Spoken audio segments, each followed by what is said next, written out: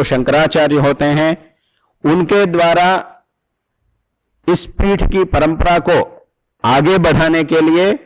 योग्य उत्तराधिकारी को संन्यास दीक्षा प्रदान करके उनको इस पीठ के उत्तराधिकारी के स्थान में नियुक्त किया जाता है। इसके द्वारा ये परंपरा आगे बढ़ती है। जिन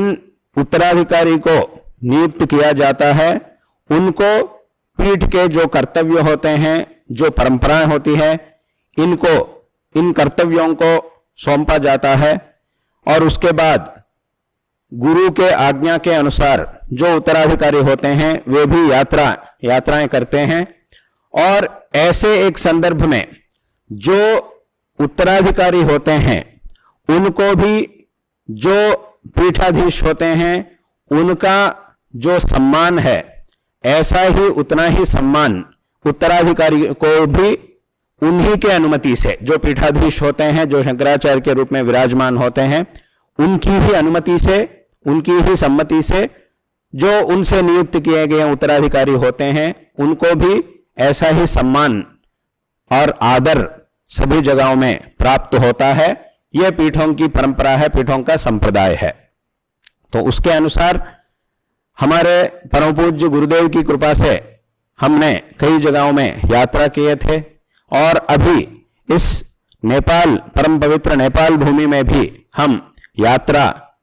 किए हैं, कर रहे हैं। और ऐसे एक संदर्भ में इस नेपाल देश के सरकार और भारत देश के सरकार, इन दोनों के द्वारा भी विशेष सहयोग इस यात्रा के लिए प्राप्त हुआ है, जिसका स्मरण करना हमारा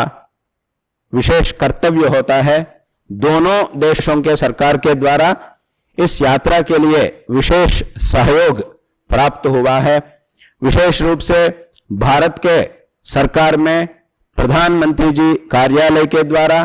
कई विभागों के द्वारा विशेष सहयोग प्राप्त हुआ है। प्रधानमंत्री जी के कार्यालय से और विशेष रूप से गृह मंत्रालय से और जो विदेश व्यवहार के जो व्यवस्था होती है उसके मंत्रालय के द्वारा, एक्सटर्नल अफेयर्स और होम अफेयर्स के विभाग के द्वारा, और विशेष रूप से वहां से यहां तक प्रयाण करने के लिए सिविल एविएशन विभाग के द्वारा विशेष रूप से हमें सहयोग प्राप्त हुआ है। और भारत देश में जो नेपाल के एम्बेसी है उनके अधिकारियों के द्वारा भी